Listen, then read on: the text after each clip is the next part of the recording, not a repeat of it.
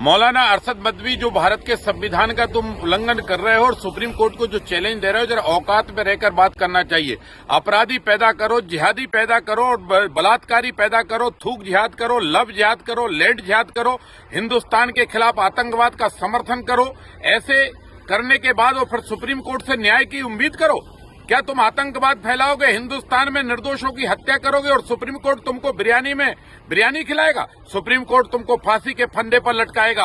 अरशद मदनी, जो तुमने बदतमीजी की है, इस बदतमीजी को जरा होश में रखिए। और इस तरह की लैंड जिहाद, लव जिहाद और जो है इस देश में जो है अमन शांति को भंग करने वाले मौलाना, कान खोलकर सुन लो।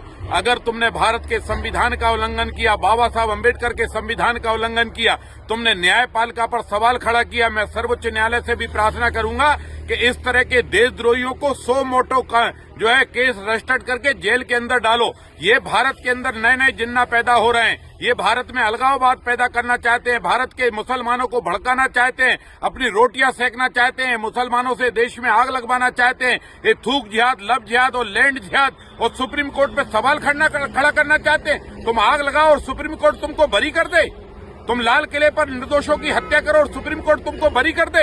अरे तुम्हारे बेटा बेटी पढ़े, डॉक्टर बने तो देश तुमको सलाम करेगा, पर डॉक्टर बनकर अगर बम फेंकेंगे तो उनको भी बम से ही उड़ाया जाएगा। भारत की सेना उनको मिठाई नहीं खिलाएगी। इसलिए ध्यान रखना, आतंकवादियों का समर्थन करने वाले मदनी, सुप्रीम कोर्ट पर सवाल खड़े मत करो।